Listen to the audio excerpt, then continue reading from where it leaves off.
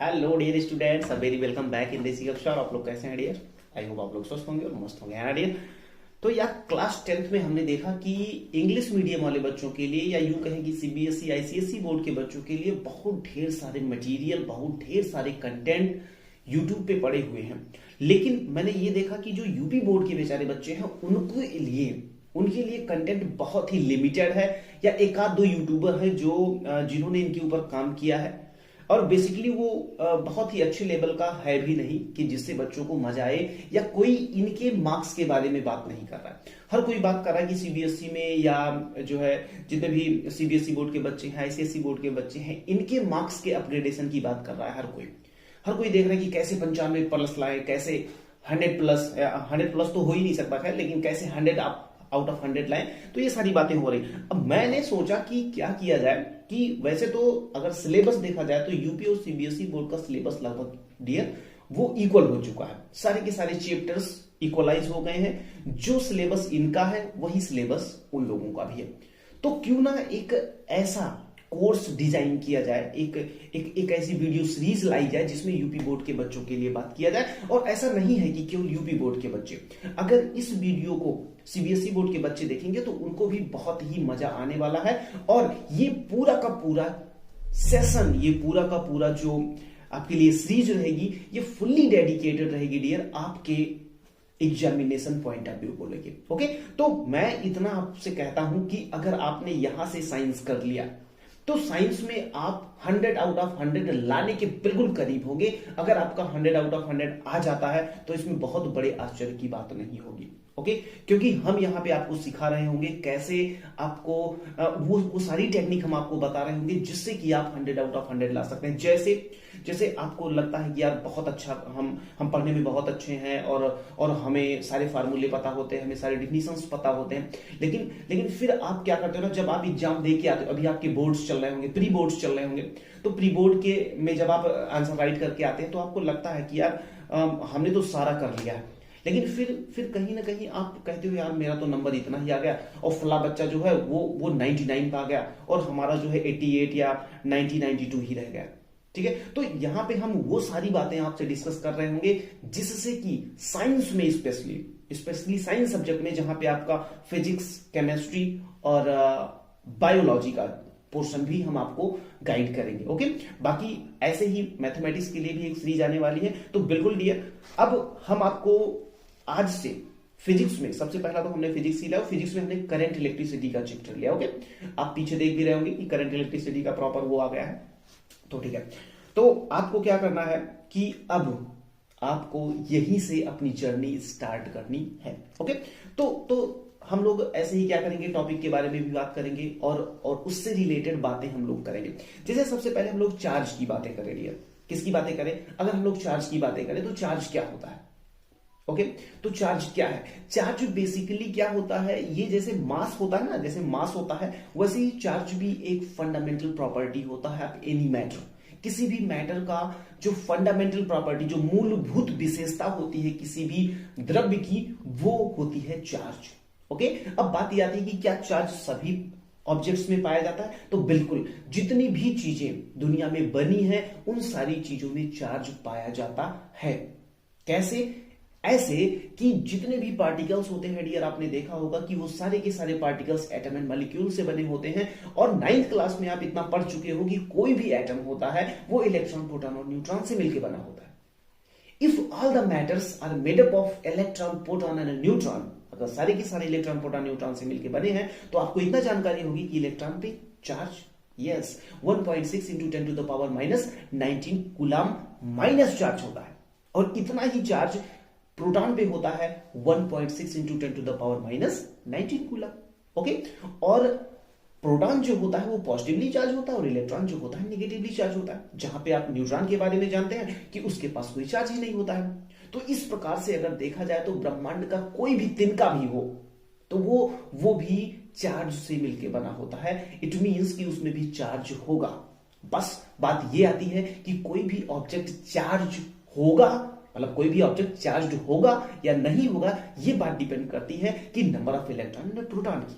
Okay, तो आपका जो सिलेबस है डियर वो चार्ज के इर्द गिर्द ही घूमता है। उसके बाद फिर हम लोग चार्ज के बाद इलेक्ट्रिक करंट की बातें करते हैं कि भाई करंट क्या होता है। तो इलेक्ट्रिक करंट के बारे में आप सारे लोग जानते हैं डियर, क्या जानते हैं कि the rate of flow of charge, the rate of flow of charge is known as electric current. Okay, तो इलेक्ट्रिक करंट का मतलब क्या है, आवेशों के प्रवाह की दर को विद्युत धारा कहते हैं, जहां पे हम लोग लिखते हैं I is equal to Q upon T. Okay, तो इन्हीं सारे बेसिक फंडामेंटल्स है, और उसके बाद जैसे ही आप आई के बारे में पढ़ लेते हो, करंट के बारे में पढ़ लेते हो, फिर उसके बाद आपके चैप्टर्स में आपकी किताबों ने आपको एक कदम आगे बढ़ाया, और उस एक कदम आगे चलते ही आपको पोटेंशियल समझाया जाता है, विभव क्या होता है। तो विभव के बारे में क्या कहते हो कि whenever you bring a unit charge from infinite to a fixed point, then the work done to bringing that unit charge from infinite to fixed point, that is called that work done is known as what? That work done is known as potential।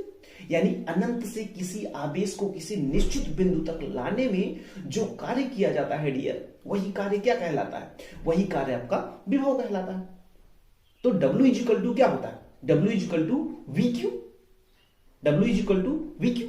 तो इस तरीके से आपने कह दिया, या V is equal to W upon Q कह दिया आपने। और जब आपको करंट पता चल गया और जब आपको विभव पता चल गया, तब आपका चैप्टर आपको थोड़ा सा आगे ले जाता है, और वो आपको क्या सिखाता है, वो आपको I और V की मदद से ओम्स लॉ सिखा देता है।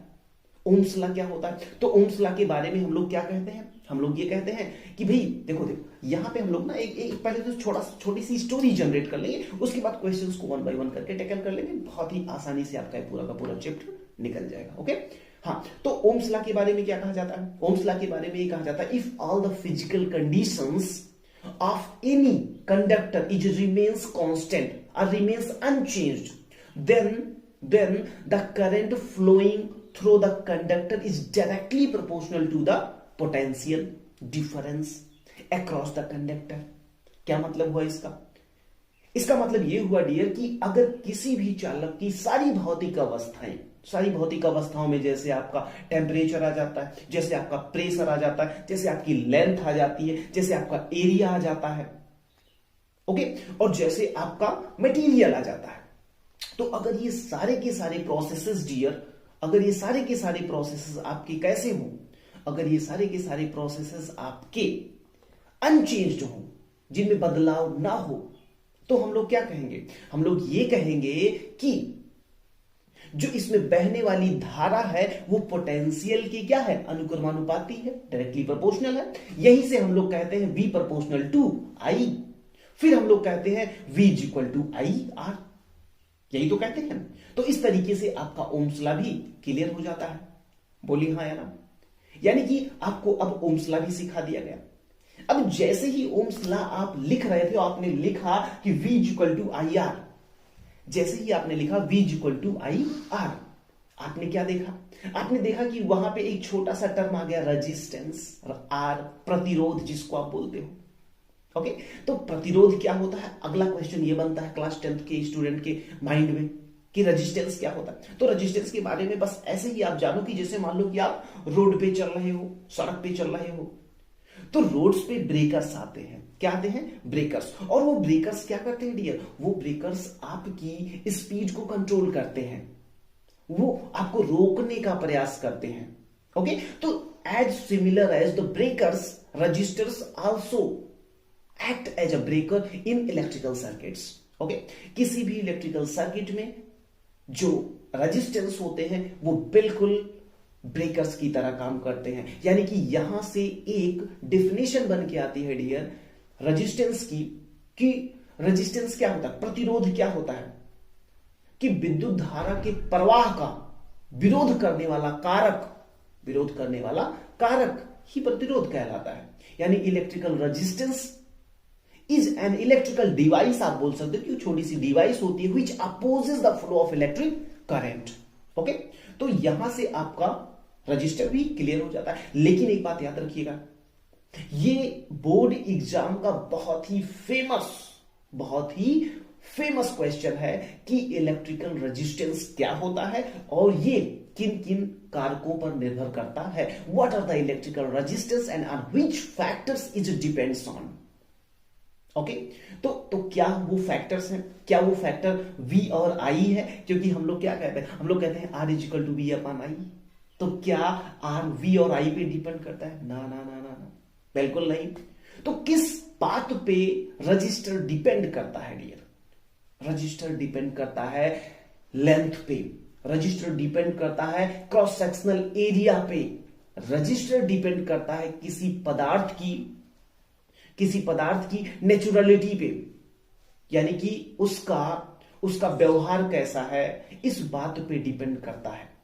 ओके डियर, तो यहां से हमको एक और नया फार्मूला निकल के हमको मिलता है डियर कि R is proportional to L, R proportional to 1 upon A and R is equal to rho L by A।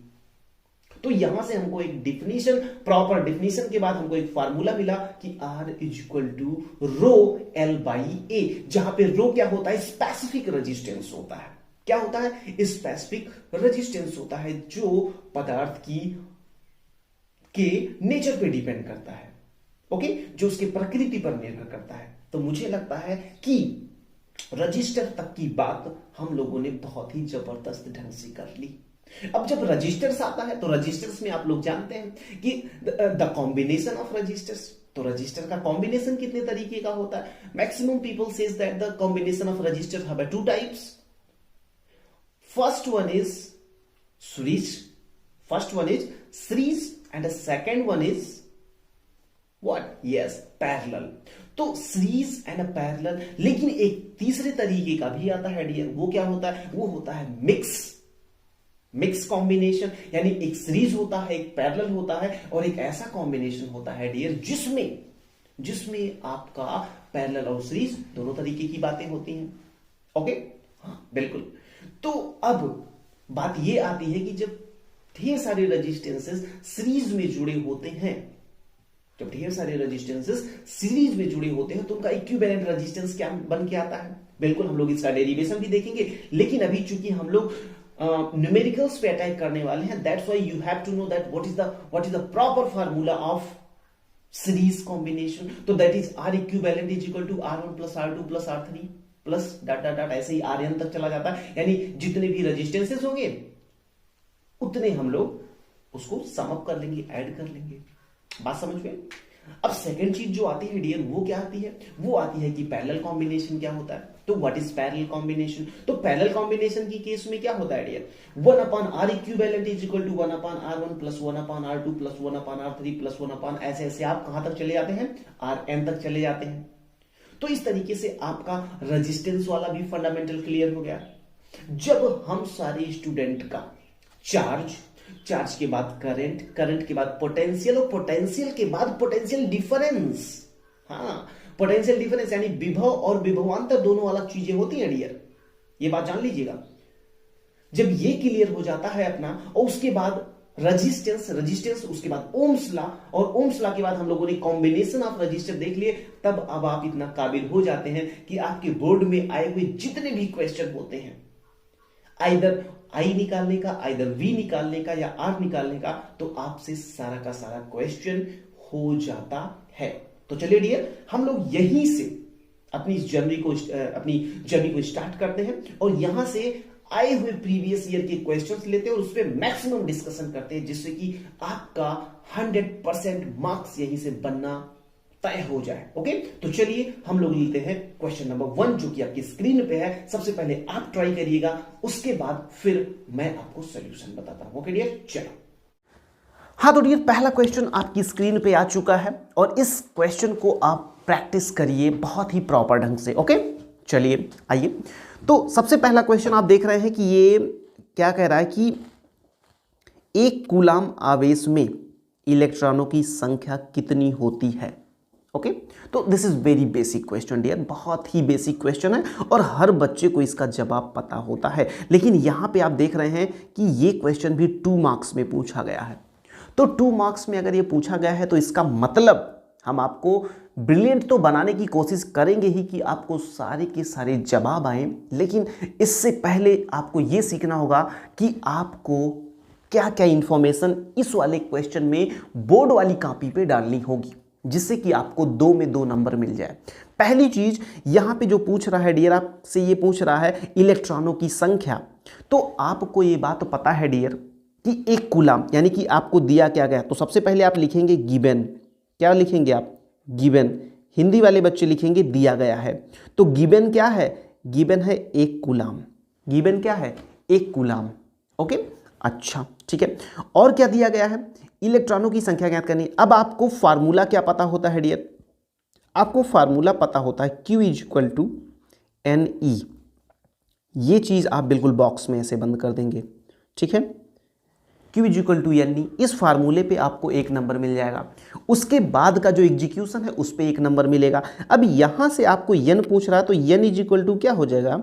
n is equal to हो जाएगा Q अपान E, जहां पे E सारे बंदों को पता होता है कि E क्या है? E क्या है? E है 1.6 into 10 to the power minus 19। Okay, 1.6 into 10 to the power minus 19। तो Q की जगह पे आप 1 रखिए और E की जगह पे आप रखिए 1.6 into 10 to the power minus 19। तो यहाँ से n यानी कि नंबर ऑफ इलेक्ट्रॉन आपको मिल जाएगा। तो ये हो जाएगा डियर कितना? 10 अपान 16 इंटू 10 टू द पावर 19। ठीक है, यहाँ से आप एक जीरो ले लीजिए, इसको 18 बना लीजिए, यहाँ पे 100 कर लीजिए, 16 से पहाड़ा पढ़िएगा तो आ जाएगा आपका 16 यानी 6.25 into 10 to the power 18 electrons. क्या आ जाएगा? इतने इलेक्ट्रॉन्स आ जाएंगे डियर आपके, ठीक है। तो 2 नंबर के क्वेश्चन में भी ऐसा नहीं करना है कि आपको डायरेक्ट क्या कर देना है, डायरेक्ट आपको सारी कैलकुलेशन रख देना है, नहीं, ऐसा डायरेक्ट नहीं करना है। आपको 1 बाई 1 करके चलना है, 1 बाई 1 करके चलना है। आपको फार्मूले देख रहे हैं, यहाँ पे आपको फार्मूले पुट करने पड़ेंगे। फार्मूले के बाद n is equal to Q upon E रखना पड़ेगा। उसके बाद आप आइए कैलकुलेशन पे और जो आपका आंसर निकल के है उस आंसर को आप बॉक्स में बंद कर दें प्रॉपर। ओके, हाँ, तो मेरे ख्याल से ये क्वेश्चन आपका बिल्कुल क्लियर हुआ होगा। ये था अपना क्वेश्चन नंबर 1 डियर। ये क्या था? अपना क्वेश्चन नंबर 1 था। अब आइए हम लोग चलते हैं अपने नेक्स्ट क्वेश्चन पे। ओके, नेक्स्ट क्वेश्चन 2014 में यूपी बोर्ड में पूछा गया था। 2014 का ये क्वेश्चन है, ये भी 2 मार्कर क्वेश्चन है, 2 मार्क्स में पूछा हुआ क्वेश्चन है डियर। अब आप कैसे इसको टैकल करेंगे, कैसे आप इसको हैंडल करेंगे? आप इसको देखिए, किसी चालक का कुल आवेश 8 गुणे 10 की घात माइनस 19 कूलाम है, यानी 8 into 10 to the power minus 19 coulomb है, जो कि ऋणात्मक है। इस पर इलेक्ट्रॉन की अधिकता कितनी है? यानी कि अगर कोई भी चालक हो और उस पर इतना कूलाम आवेश अगर एक्स्ट्रा है माइनस में, तो उस पर कितने इलेक्ट्रॉन ज़्यादा हैं? तो आपको फिर से वही निकालना है, क्या? n। तो फिर से आप लिखेंगे कि Q इज इक्वल टू होता है NE और n इज इक्वल टू क्या होता है डियर? Q अपान का E। चलो ठीक है, Q आपको दिया गया है 8 into 10 to the power minus 19 upon का E कितना होता है? 1.6 into 10 to the power minus 19। तो 10 टू द पावर माइनस 19 से 10 टू द पावर माइनस 19 चला गया, यहाँ पे हो गया 80 अपान 16। तो यहाँ से जब 16 को आप सॉल्व करेंगे तो यहाँ पे कितना आ जाएगा? 5 इलेक्ट्रॉन्स, 5 इलेक्ट्रॉन्स आ जाएगा। ओके डियर, तो मेरे ख्याल से ये क्वेश्चन जिसमें आपका आंसर आया 5 इलेक्ट्रॉन्स, 5 इलेक्ट्रॉन्स। ओके डियर, तो ये चीज़ आप बिल्कुल ध्यान में रखें कि किस तरीके से आपको क्वेश्चंस को टैकल करना है। ओके, तो दूसरा क्वेश्चन भी 2 मार्कर क्वेश्चन था, 2 मार्क्स का क्वेश्चन था, तो ये भी आपका क्लियर हो गया। आप इस फार्मूले को हमेशा एक बॉक्स में बढ़िया से प्रॉपर बॉक्स में रखेंगे। उसके बाद कोशिश करिए कि हमेशा जो आपका लिखने का तरीका हो बहुत ही साफ़ और सुथरा हो, ठीक है, बहुत साफ़ सुथरा हो, बहुत ही ज़बरदस्त हो, जैसे कि जब कोई एग्जामिनर आपकी कॉपी देखे, कोई चेक करने वाला आपकी कॉपी देखे तो बिल्कुल मोहित हो जाए। जैसे कहते हैं ना मेकअप वगैरह, जैसे कोई अभी बंदा हो या बंदी हो तो अगर वो मेकअप कर लेता है तो मेकअप करने के बाद वो और अट्रैक्टिव दिखने लगता है। वैसे ही आपको अपनी कॉपियों का भी मेकअप करना है अच्छे से। ओके, लोग जो कहते हैं ना कि मतलब अरे यार कैसे भी लिखो, राइटिंग का कोई फ़र्क नहीं पड़ता है, सब भाई बहुत फ़र्क पड़ता है, हम तुम्हें बता रहे हैं। ये लोग गलत बोलते हैं कि राइटिंग का फ़र्क नहीं पड़ता, राइटिंग का फ़र्क पड़ता है, ठीक है। तो राइटिंग आप बहुत ही ज़बरदस्त बना के रखें, ठीक है, हाँ, साफ सुथरी कॉपी रखें, राइटिंग अच्छी बनाएं, बिल्कुल। चलो आ जाओ question number 3। Question number 3, question number 3 के बारे में जब आप देखेंगे तो अब आप पढ़िए इसको। किसी विद्युत बल्ब से, है ना, किसी विद्युत बल्ब से, या यहाँ पे के होना चाहिए था, के तंतु से 0.5 एम्पियर विद्युत धारा 10 मिनट तक प्रवाहित होती है। 10 मिनट तक प्रवाहित होती है। तो आपको क्या बताना है डियर? आपको बताना है विद्युत परिपथ से प्रवाहित आवेश का परिमाण। क्या मतलब हुआ इसको? इसका क्या मतलब हुआ? इसका मतलब ये हुआ कि आपको I की वैल्यू दे दिया है। आपको क्या दे दिया है? I की वैल्यू दे दिया है, और वो दे दिया है 0.5 एम्पियर। ओके, उसके बाद आपको टाइम दिया है। क्या दिया है डियर? आपको टाइम दिया है, और टाइम इज इक्वल टू क्या दिया है? टाइम इज इक्वल टू दिया है 10 मिनट। क्या दिया है? 10 मिनट। 10 मिनट का मतलब क्या होता है? इसको पहले आप सेकंड में बदल लें। 10 मिनट का मतलब 10 × 60, और ये होता है आपका 600 सेकेंड। क्या होता है? 600 सेकेंड। ओके, हाँ। अब आपको इतनी बात पता है कि विद्युत आवेश से प्रवाहित आवेश का परिमाण आपको क्यू बताना है। क्यू मतलब चार्ज कूलाम में। तो आप ये जानते हैं, यहाँ पे आप लिखिएगा, चूंकि हम जानते हैं क्या, Q is equal to I T होता है। क्या होता है? Q is equal to I T. तो आप मल्टीप्लाई कर दो। I कितना है? 0.5, और T कितना है? T है आपका 600 सेकेंड। तो कितना हो जाएगा? 6 पंचे 30 और 2 0। लेकिन एक अंक बाद जब दशमलव लगाएंगे तो यहाँ पे हो जाएगा दशमलव, यहाँ पे आपका दशमलव लग जाएगा। जब यहाँ पे आपका दशमलव लग जाएगा तो ये आपका कितना हो जाएगा? ये आपका हो जाएगा कितना? ये आपका हो जाएगा 300 कूलाम। 300 कूलाम। तो 300 कूलाम आपका करेक्ट आंसर हो जाएगा डियर। तो देख रहे हैं आप कि इन क्वेश्चंस में आपको बहुत ज़्यादा एफर्ट लगाने की नीड नहीं है। बस आपको इन बातों का ख्याल रखना है कि जो बेसिक्स है, जैसे यहाँ पे बेसिक्स क्या था? यहाँ पे बेसिक्स था Q is equal to I T. Q is equal to I T, जहाँ पे Q क्या होता है? Q आपका चार्ज होता है। क्या होता है? चार्ज, यानी कि आवेश होता है। और I जो होता है आपका, ये क्या होता है? ये आपका करंट होता है। करंट होता है यानी कि विद्युत धारा होती है। और T आपका समय होता है। क्या होता है? टाइम होता है। टाइम या समय होता है। तो मेरे ख्याल से ये क्वेश्चन भी आपका अपना हो चुका है। ओके डियर, बिल्कुल। तो ये क्वेश्चन कैसा लगा, ये वीडियोस कैसी लग रही हैं, यूपी बोर्ड के सारे बच्चों को ये चीज़ आप जरूर शेयर करें कि हाँ यार, एक इस तरह का चैनल भी हम लोगों के बीच में आ चुका है जो यूपी बोर्ड के बच्चों की ज़बरदस्त मदद करने के लिए फ्री ऑफ कॉस्ट रेडी है डियर। कोई भी चार्ज आपको नहीं करना है इसका, कहीं भी कोई सब्सक्रिप्शन चार्ज नहीं, कोई भी ज्वाइनिंग चार्ज नहीं, कुछ नहीं, बिल्कुल बिल्कुल free of cost. Each and everything is free of cost. Okay, हाँ, चलिए आ जाइए क्वेश्चन नंबर 4। क्वेश्चन नंबर 4, आइए क्वेश्चन नंबर 4। ये देख रहे हैं, ये 2016 का क्वेश्चन है, ये 2016 का यूपी बोर्ड का क्वेश्चन, और ये 2 मार्कर क्वेश्चन है। 2 मार्कर क्वेश्चन है। तो देखिए ये क्वेश्चन आपको क्या है ना, आपसे क्या इंफॉर्मेशन लेने वाला है। बिंदु ए से बिंदु बी की ओर 10⁸ 10 की घात 8 इलेक्ट्रॉन 10 की पावर -4 सेकेंड में प्रवाहित होते हैं, तो कितनी विद्युत धारा किस दिशा में प्रवाहित हो रही है। अब देखो, मान लो कि आपका एक पॉइंट ए है। अब देखो, ऐसे ही आप क्या किया करो, ऐसे ही आप किताबों, जब आप अपने आंसर्स को लिख रहे हैं तो आप ऐसे फिगर जरूर बनाएं, क्योंकि जैसे ही आप फिगर बनाते हो ना, आप तुरंत ही आप एग्जामिनर को अट्रैक्ट कर लेते हो अपनी तरफ। इस तरह से बना दो। अब ए से बी की ओर, ए से बी की ओर यहाँ पे लिख दो इलेक्ट्रॉन्स की गति, इलेक्ट्रॉन्स की गति या motion of electron. Motion of electron किधर? इधर। ओके, ये चीज़ आप बना दीजिए वहाँ पे। अब आपको इन्फॉर्मेशन क्या दी गई है? नंबर ऑफ इलेक्ट्रॉन आपको दिया गया है कितना? 10⁸ इलेक्ट्रॉन्स, 10⁸ इलेक्ट्रॉन। और आपको टाइम दिया गया है डियर। टाइम आपको कितना दिया गया है?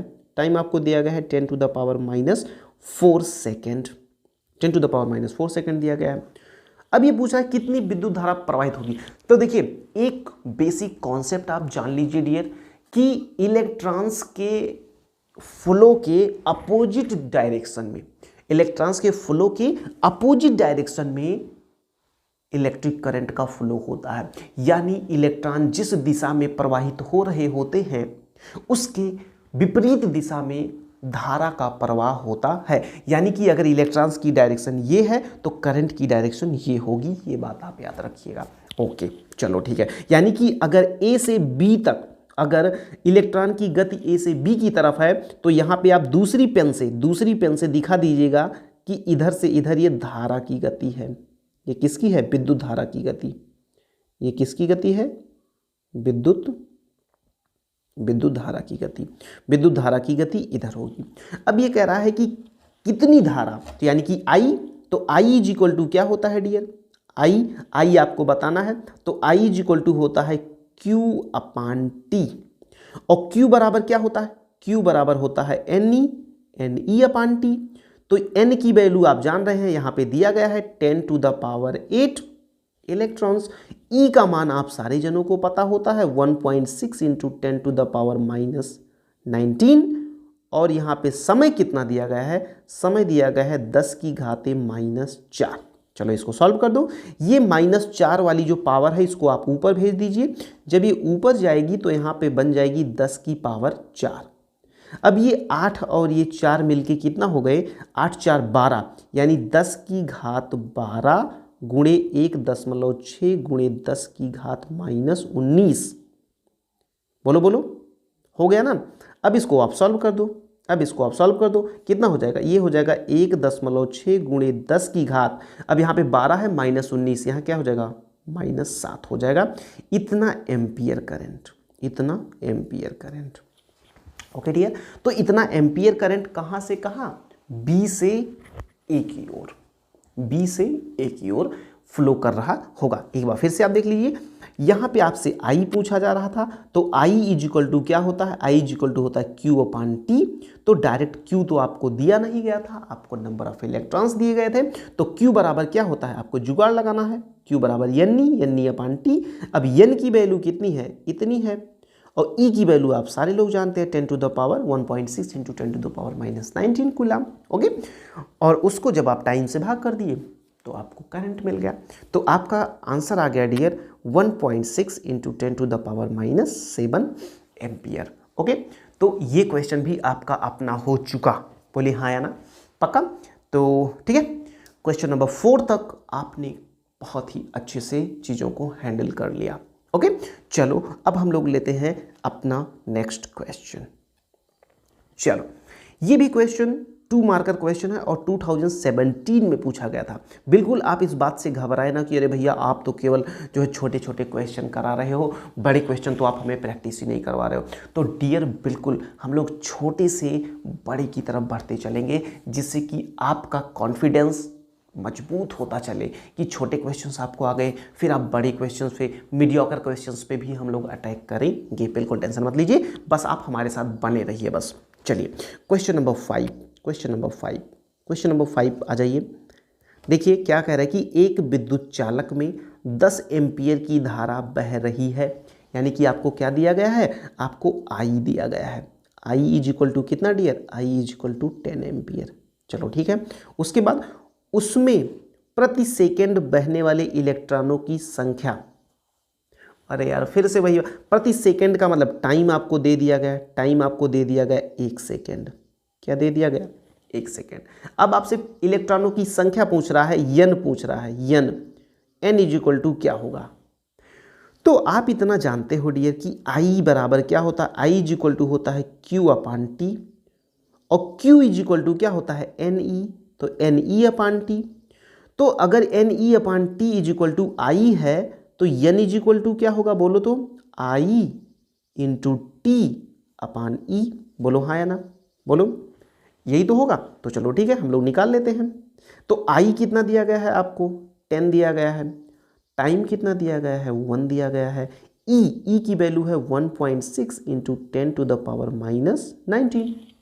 ओके, हाँ बिल्कुल। चलो इसको सॉल्व कर दो। ये जो 10 टू द पावर माइनस 19 है इसको ऊपर भेज दो जरा। तो जब इसको आप ऊपर भेजोगे तो ये यहाँ क्या हो जाएगा? और ये 1, तो ये 1 को भगाओ, बेफिजूल में इसको भी रखे हो। तो ये हो जाएगा आपका 10 टू द पावर 19 हो जाएगा। और ये जो 1.6 है, 1.6 जो है, 1.6 का ये वाला जो दशमलव है इसको हटाओ। जब इस दशमलव को हटाओगे यहाँ 16 बन जाएगा और यहाँ पे ऊपर एक 0 और बढ़ जाएगा। अब इसको भाग कर दो 16 से, 16 एकन्ने 16 और 16 छक्का 96, 16 2 5। तो आपका आंसर आ गया डियर 6.25 कितना आ गया, 6.25 इंटू 10⁻19 इलेक्ट्रॉन्स। ओके हाँ, अब अगर इसको प्रॉपर नंबर में लिखना है तो एक काम ये कर सकते हो कि इसको ये भी लिख सकते हो 1.625 इंटू 10⁻20 इलेक्ट्रॉन्स। ये भी आंसर आपका बिल्कुल सही है। ओके, तो इस तरीके से बहुत ही आसानी से अगर आपका बेसिक्स क्लियर है, अगर आपका बेसिक फंडामेंटल मजबूत है, तो आप किसी भी क्वेश्चन को बहुत ही आसानी से टैकल कर सकते हो डियर। ओके, तो मेरे ख्याल से आपका ये जो 5 क्वेश्चन था स्टार्टिंग का, ये 5 क्वेश्चन आपका ज़बरदस्त हो चुका होगा। ओके बिल्कुल, चलो अब हम लोग लेते हैं क्वेश्चन नंबर नेक्स्ट। चलो, ये भी क्वेश्चन अपने आप में बहुत ही प्यारा क्वेश्चन है, बहुत ही दमदार क्वेश्चन है। आओ देखते हैं क्या कह रहा है। किसी परिपथ में 10 एम्पियर की धारा 4 सेकंड तक प्रवाहित की जाती है। यदि परिपथ का प्रतिरोध 10 ओम है तो ज्ञात कीजिए। अब देखिए ये 4 नंबर के क्वेश्चन है। अब हम लोग 2 नंबर से 4 नंबर वाले क्वेश्चन पे आ गए हैं और ये क्वेश्चन आपके यूपी बोर्ड के 2015 में पूछा गया था। ओके हाँ, तो परिपथ में प्रवाहित कुल इलेक्ट्रॉनों की संख्या और उत्पन्न ऊष्मा, हाँ हीट भी आपसे पूछ रहा है। कोई दिक्कत बिल्कुल नहीं, कर लेंगे यार। पहले तो ये आप लिखो कि आपको क्या क्या मालूम है। आपको आई पता है, आई इज इक्वल टू कितना है dear, I is equal to 10 ampere है, बहुत अच्छे। आपको टाइम पता है, तो टाइम इज इक्वल टू कितना दिया गया है, time is equal to 4 second दिया गया है, ये भी क्लियर है।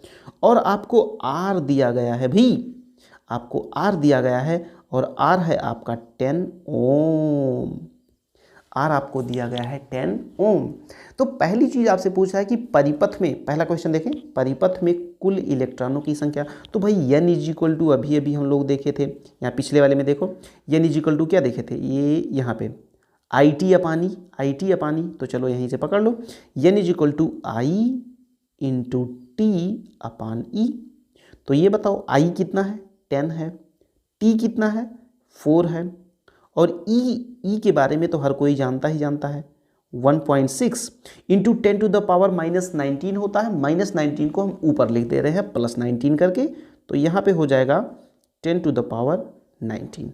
अब इससे भाग लगाओ यार, वही बात आ गई, क्या क्या 6.25 इंटू 4 इंटू 10⁻19। अब इसको 4 से भी इसको मल्टीप्लाई करा दो, कितना हो जाएगा, चलो यही कर लो, कितना हो जाएगा, 4 पंचे 20, 4 दूना 8, 2 10, 4 छंगे 24, 24 1 25, 25 0.2 अंक के बाद लगा दो यहाँ पे, इंटू 10⁻19, यानी आप कह सकते हो कि 2.5 इंटू 10⁻19 इलेक्ट्रॉन्स। ओके, ये हो गया आपका प्रॉपर आंसर, ये हो गया आपका प्रॉपर आंसर। ओके डियर, तो मुझे ऐसा लगता है कि यहाँ तक आपको बिल्कुल अच्छे से समझ में आ गया होगा। अब क्वेश्चन दूसरा पूछ रहा है आपसे कह रहा है कि भाई दूसरे क्वेश्चन के बारे में हमें बताओ, उत्पन्न ऊष्मा यानी हीट रिलीजमेंट के बारे में कह रहा है कि कितनी हीट रिलीज होगी। तो हीट क्या होता है, HEAT, हीट यानी कि ऊष्मा। ऊष्मा क्या होता है, heat H is equal to क्या होता है बताओ, हीट बराबर VIT, ये भी होता है।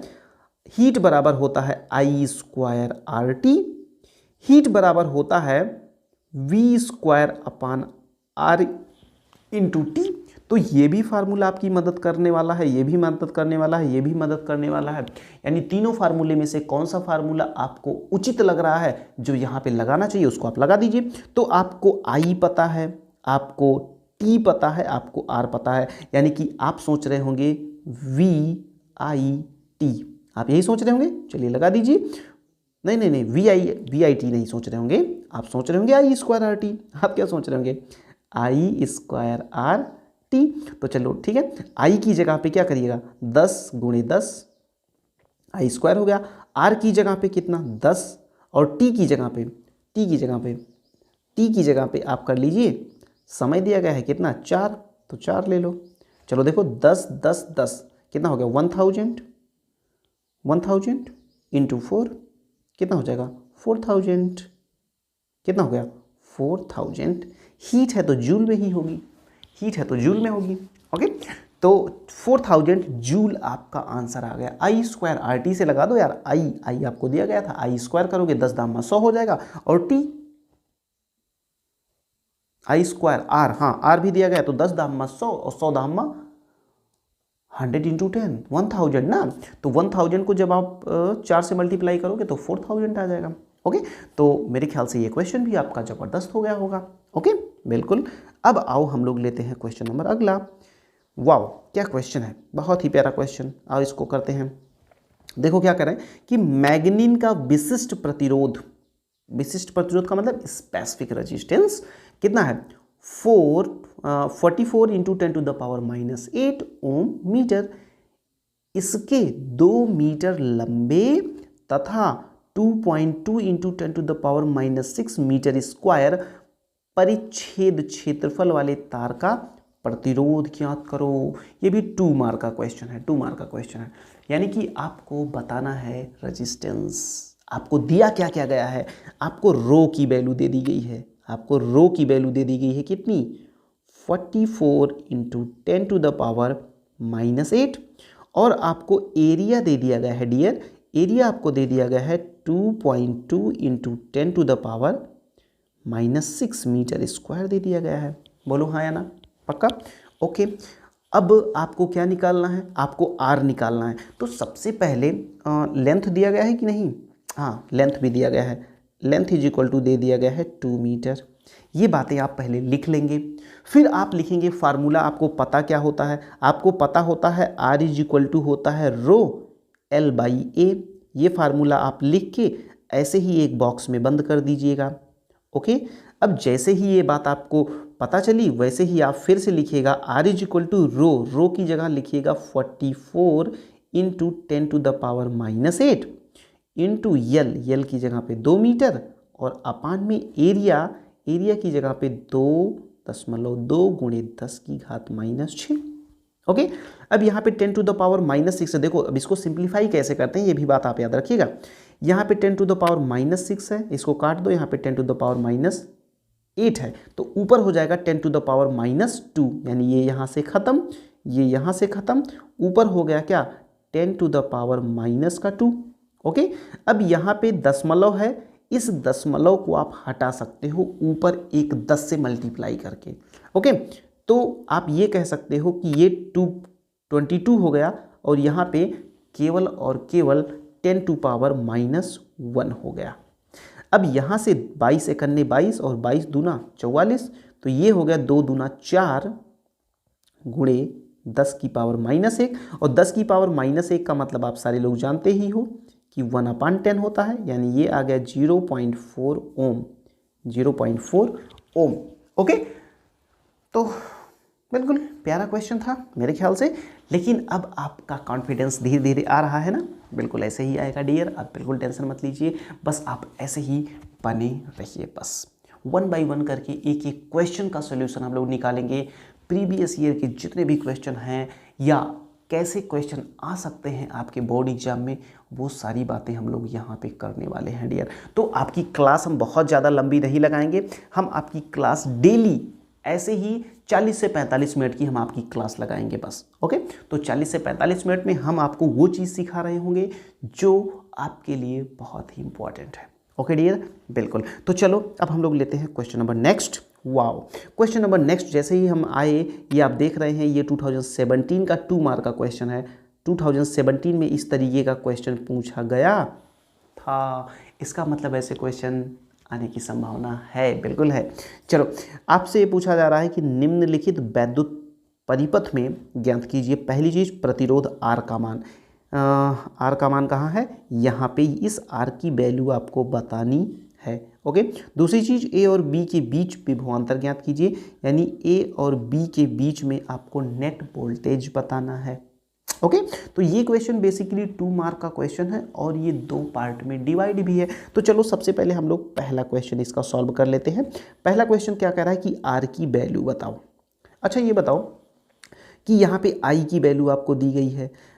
अगर इतनी बातें याद रखिएगा कि जब कभी भी सीरीज कॉम्बिनेशन होता है, जब कभी भी सीरीज कॉम्बिनेशन होता है, यानी कि सारे के सारे रेजिस्टेंस आपके श्रेणी क्रम में लगे होते हैं, तो उसमें अगर एक जगह पे, अगर किसी एक जगह पे आपको दिया गया है कि 1.5 एम्पियर की धारा बह रही है, तो वही 1.5 एम्पियर की धारा इससे, वही 1.5 की इससे और वही 1.5 की धारा इससे बह रही होगी, यानी तीनों रेजिस्टेंसेस से सेम बह रही होगी धारा, यानी आई की वैल्यू सेम होती है जब हम लोग सीरीज में बात करते हैं तो। ठीक है, अगर आई की वैल्यू सेम है तो आर इज इक्वल टू क्या होता है, वी अपान आई होता है। R is equal to V, अरे भाई ओम्स लॉ से जानते हैं वी बराबर क्या होता है, आई आर, वी बराबर आई आर होता है। तो आई बराबर क्या होगा, आई बराबर क्या होगा, आई बराबर होगा वी अपान आई, और आर बराबर क्या होगा, वी अपान आई। बोलो हाँ है ना, हाँ। तो I is equal to V upon R और I is equal to V upon R और R is equal to V upon I. तो R is equal to V upon I, तो चलो ठीक है। तो R की वैल्यू देखिए कितनी आएगी, V कितना है, V है 1 वोल्ट और I कितना है, I है 1.5 वोल्ट। ओके, तो यहाँ आपका आंसर आ चुका है डियर कितना, यहाँ आपका आंसर आ चुका है 10/15, बोले तो 2 5 जा 10 और 2 3 जा, नहीं सॉरी 5 से काट रहे हो ना, तो 5 से काट रहे हो तो 5 2 जा 10 और 5 3 जा 15, यानी 2/3 ओम, 2/3 ओम, यानी अगर आप इसको पॉइंट यानी दशमलव में बदलना चाहेंगे तो 0.66। ओके, इतना आ गया आपका।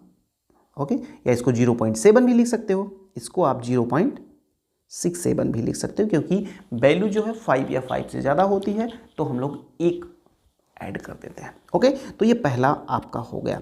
दूसरी बात आपसे जो पूछ रहा है, ए और बी के बीच का पोटेंशियल पूछ रहा है, तो ये बताओ यहाँ पे पोटेंशियल कितना आएगा, यहाँ पे ए वाले पॉइंट पे, यहाँ पे पोटेंशियल कितना आएगा, यहाँ पे पोटेंशियल आएगा आपका पहली जगह पे आपका आएगा V is equal to I R.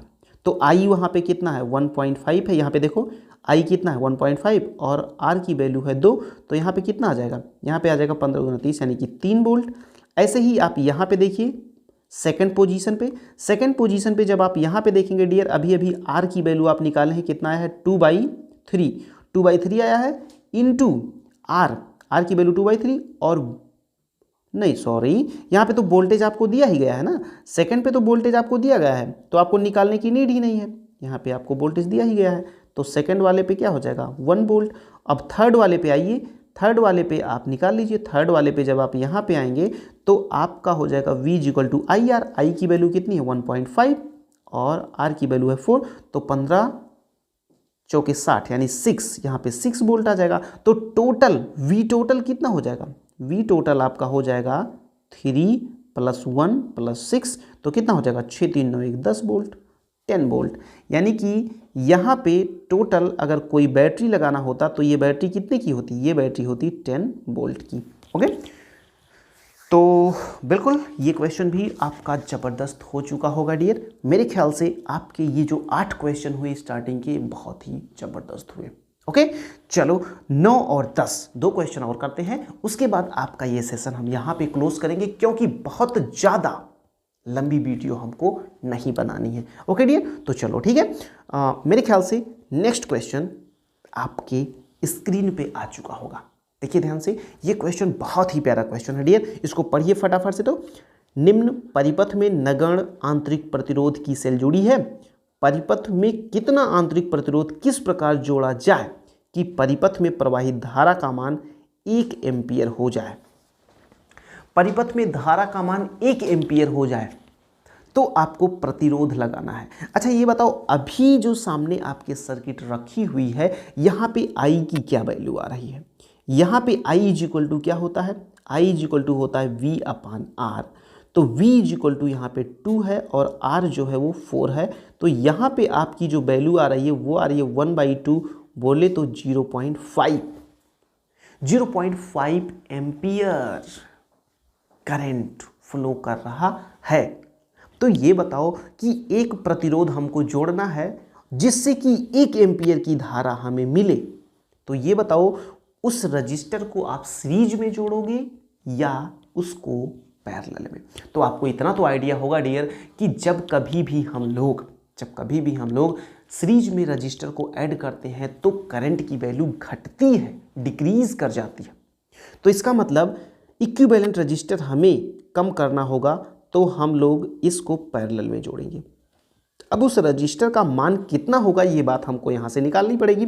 तो देखो कितना होगा, R equivalent is equal to कितना हो जाएगा। अब ये बताओ कि अगर हमको 1 एम्पियर चाहिए, अगर हमको 1 एम्पियर चाहिए तो इसका मतलब ये हो गया कि 2/2 चाहिए, यानी कि ये जो R की वैल्यू है वो हमारी कितनी होनी चाहिए, 2 होनी चाहिए।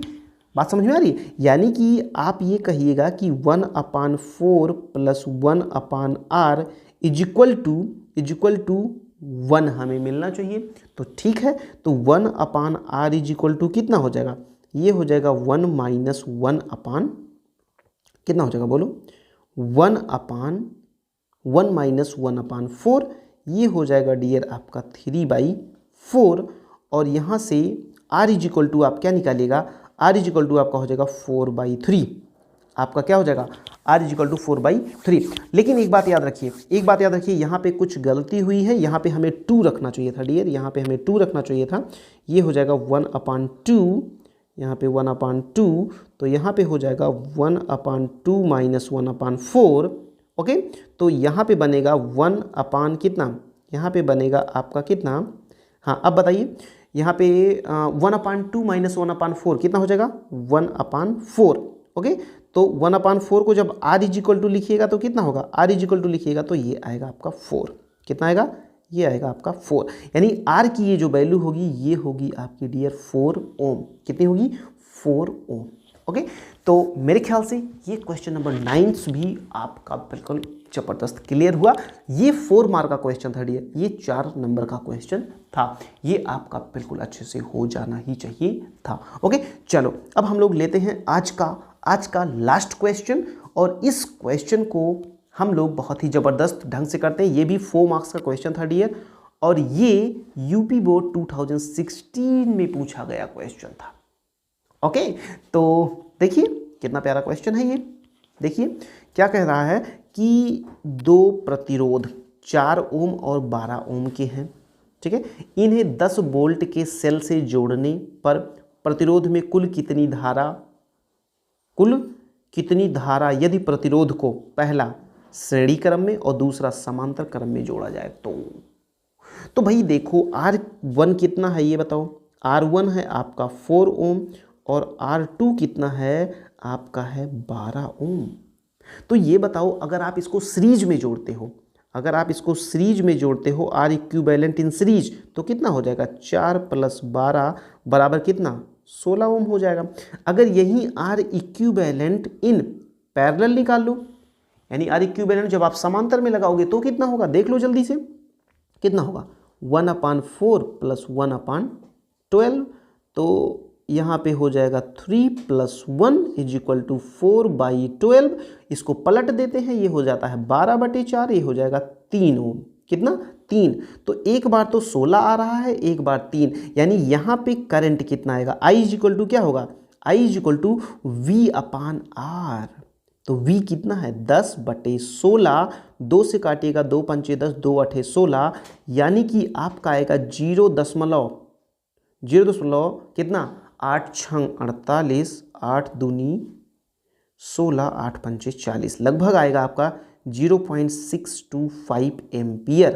कब डियर, जब हम इस सारे के सारे रेजिस्टेंसेस को सीरीज में जोड़ेंगे तब।